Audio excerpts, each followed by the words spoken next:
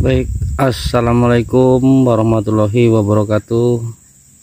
Salam sejahtera, salam kedamaian untuk semua para petani porang di Nusantara.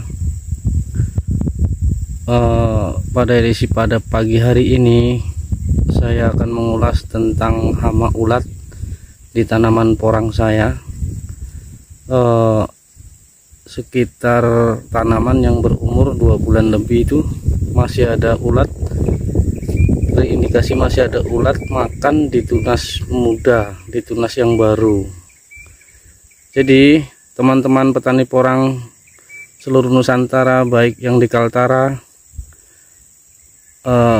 khususnya petani pemula di wilayah Kaltara Nunukan, kita harus antisipasi menjaga penyakit ulat, maksud saya, di tanaman porang kita. Paling tidak kita ada penyemprotan ulat dalam 1 bulan sekali ataupun 2 kali. Ini saya semprot 1 bulan 1 kali, masih ada ulat yang makan. Tapi kemarin sempat saya cek, saya lihat, terus saya semprot, akhirnya ulatnya KO.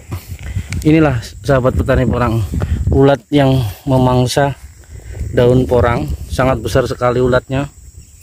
Ini penampakan daun yang dimakan ulat. Baik petani porang seluruh Nusantara, petani porang milenial, obat yang saya pakai untuk penyemprotan sementara hama ulat, saya pakai dangke. Saya pakai dosis yang paling terendah, yaitu untuk daun bawang. Apabila penyakit ulatnya memakan terlalu kronis, kita mungkin bisa memakai dosis yang lebih tinggi lagi. Jadi intinya di tanaman porang, dari pertama nanam sampai 3 bulan itu harus dicek dan harus diteliti, harus dijaga secara intensif. Karena di situ terdapat ada 2 jenis penyakit yang kadang sering menyerang porang. Itu pengalaman saya selama saya menanam porang dari bulan Oktober. Apa salahnya saya untuk berbagi sesama teman-teman petani porang yang ada di Nunukan, Kaltara, teman-teman seluruh Nusantara. Jadi intinya harus perawatan secara intensif lah. Kalau penanaman porang pengen berhasil, orang Jawa bilang harus telaten, ulet, dan tekun. Pokoknya hampir sama aja lah gitu. Maksudnya dalam artian kita harus telaten lah, intinya harus telaten dan meniteni. Orang Jawa bilang meniteni itu menandai lah gitu, apa sebab penyakit porang kita, apa masalah-masalah di porang kita. Insya Allah kalau kita terapkan itu pasti kita berhasil. Walaupun kita bukan ahli pertanian, walaupun kita petani awam, petani yang belajar, tapi belajar kita berangkat dari ketelatenan dan keuletan dalam menjaga sesuatu tanaman yang kita tanam, sehingga kita bisa menghasilkan hasil apa yang kita harapkan. Ini sahabat petani porang,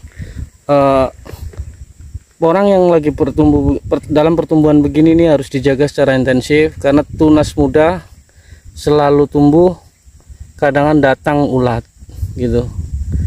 Ya alhamdulillah kemarin dicek, ya ada baru berapa pokok yang dimakan, terus saya tanggulangi, langsung saya semprot dengan menggunakan dangke ini.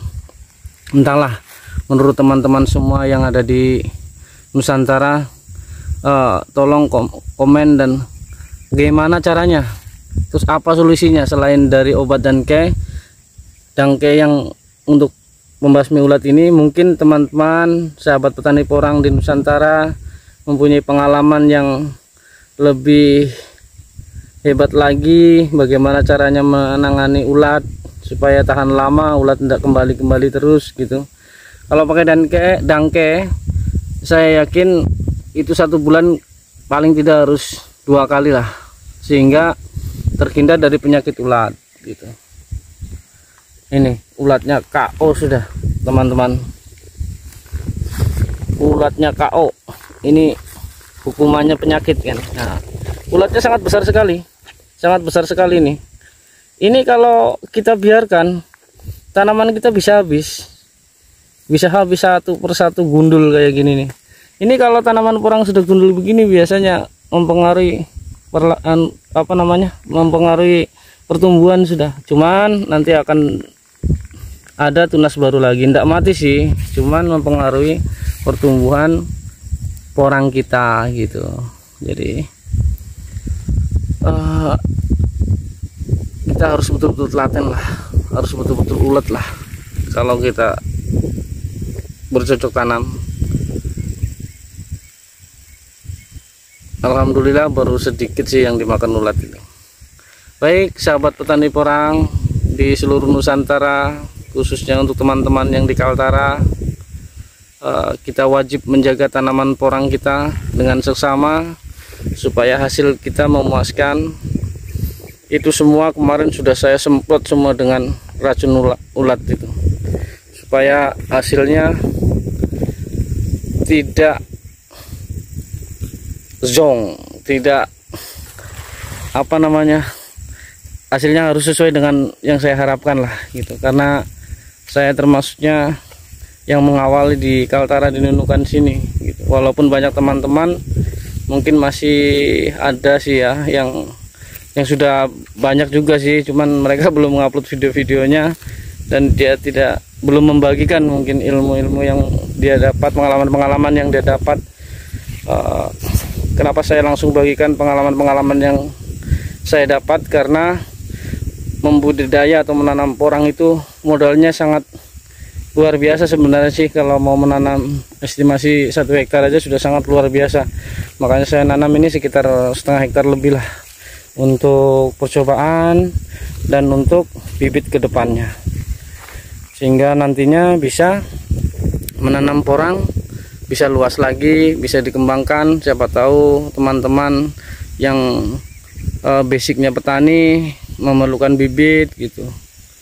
Baik sahabat petani porang, hanya ini yang bisa saya sampaikan, berbagi pengalamannya.